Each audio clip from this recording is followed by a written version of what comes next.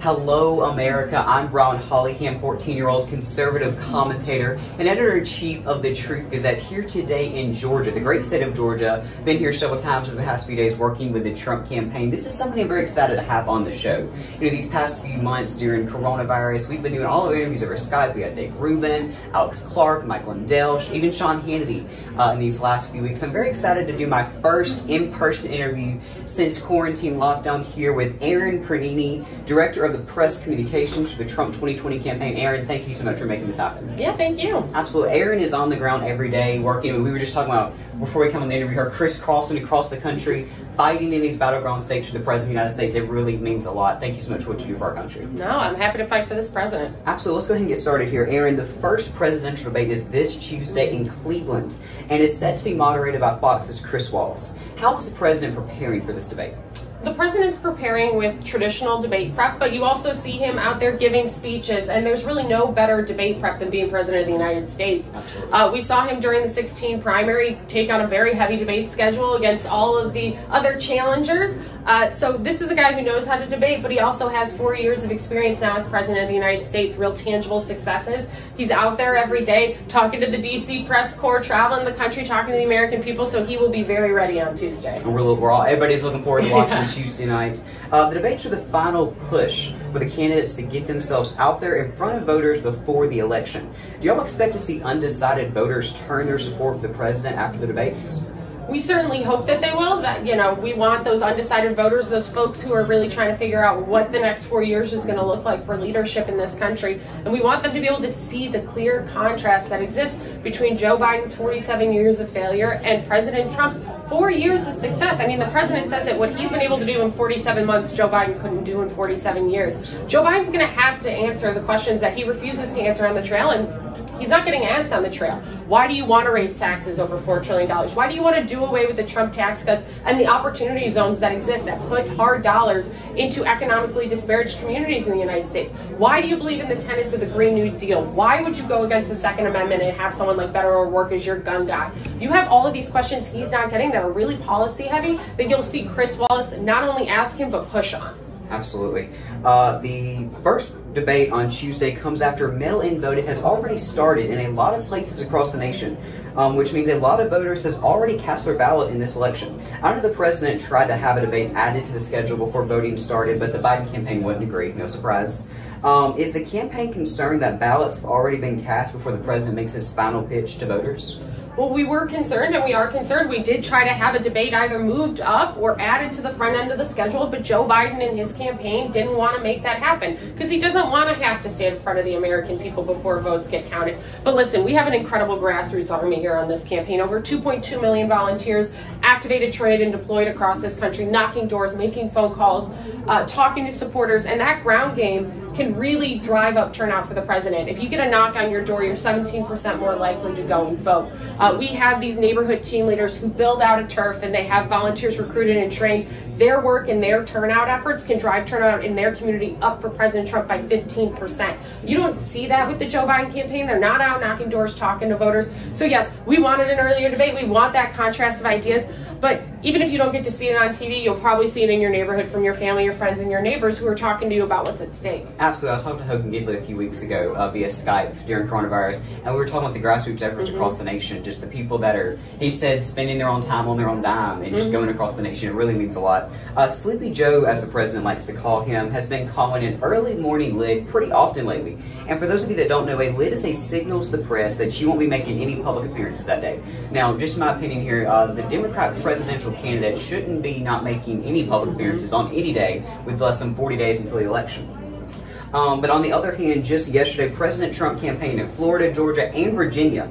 Aaron, the president is not and will not slow up over the next 40 days. Do you think Americans will take note to Joe Biden's refusal to do public events across the country? You're seeing the Joe Biden campaign already acknowledging that they need to get him out of the hidey hole in the basement. He needs to come out and talk to the American people. That's why they're doing more events with these socially distanced, awkward crowds of 4.5 people that show up for these things. But you see you know, back in August when they were doing their convention, he said the science says I can't go to Milwaukee and be there. And then a week later, he was there after the Kenosha riots. So the science didn't change. The polling numbers changed for Joe Biden. He saw that he was losing because he wasn't coming out to talk to the American people. Listen, the American people want a leader. They're not getting that with a guy who won't come out of his basement. So you'll continue to see Joe Biden have to change his campaign strategy. Our strategy has stayed the same. We're getting the president out there. He's talking directly to the American people. And so we're on offense with 38 days to go. Joe Biden's the one on defense, and that's why you see his strategy changing. And speaking of Kenosha, the president went the day before, and Joe Biden criticized that the whole left was attacking the president for stroking violence. And the next day, Joe Biden showed up, and nobody said anything. It was great presidential action. President Trump is slated to announce his nominee for the Supreme Court tonight to fill the vacancy of Justice Ginsburg. Many names have been tossed around on who will fill this role, and by the time this interview airs, the whole world will already know. From a campaign standpoint, who do you see this opportunity of appointing a justice to the bench during an election year? Do you see it helping or hurting the Trump campaign? Well, the president's doing his constitutional duties. He's doing one of the largest ones, which is to put forward an exceptional nominee for the highest court in the country, for the judiciary, for one of the three branches of government. This is a huge part of what the president does. And so we see it as an important step, not only for the president, for the American people. No one is as transparent when it comes to the Supreme Court nomination process than President Donald J. Trump. As a candidate, he put forward a list of highly qualified individuals, picked 2 people from that list and got them on the bench. He added more people to that list just recently before the passing of Ruth Bader Ginsburg, and now he will select from that list again. Joe Biden refuses to put forward any names of any individuals he would even consider for the highest court in the land because he knows they would have to be far left-wing super legislators from the bench. That's not what the American people want. It's what his base wants, but it's not what the American people want. So we're excited. We know that this is going to be an exceptional constitutionalist that the president puts forward, someone who protects what the Constitution says, reads it, and protects it, and we're looking forward to that. Absolutely. And as the Trump campaign's director of press communications, I wanted to get your thoughts on this real quick. When Joe does get out of the basement and do that rare thing called taking questions from the press, the media throws him softball questions, and yet he still somehow manages to mess them up every single time. But on the other hand, President Trump is doing tons of unscripted interviews a week, press conferences, and speaking to the press various times a day. Do you have anything that you would like to say to the fake news media about them making it so easy for Joe Biden to go out and speak to them maybe once a month? Yeah, it's really disappointing to see what these reporters who are the embeds who follow Joe Biden have really done, and that's abdicate all journalistic integrity to try and lob softballs so they're Joe Biden's favorite reporter for the moment. It's really sad to see them ask questions like, how does your soul feel? I mean, the man wants to be commander-in-chief of the United States. He wants to stand up and run the greatest nation the world has ever known, the freest nation the world has ever known. And he doesn't get asked a tough question. And then if he gets asked a question, he doesn't get pushed on it. He doesn't get pushed on the facts at all. And so really what those journalists are doing is malpractice. And it's incredibly disappointing. I actually talked to other journalists who will say, like, yeah, we try to get them to ask tough questions and they won't do it. They need to stand up and do their jobs. And if they can't do their jobs, then stop pretending and just go work for the Biden campaign. Absolutely. I'm finishing up here. The election is 38 days away. What is the campaign's final push message to voters over the next 38 days? I mean, it's really simple. It's promises made and promises kept. What were promises from a political outsider, a DC outsider, were promises kept by a president of the United States. There's really been no bigger champion for the American people, for the American cause of freedom and liberty than President Donald J. Trump. And ultimately, we want to talk about security.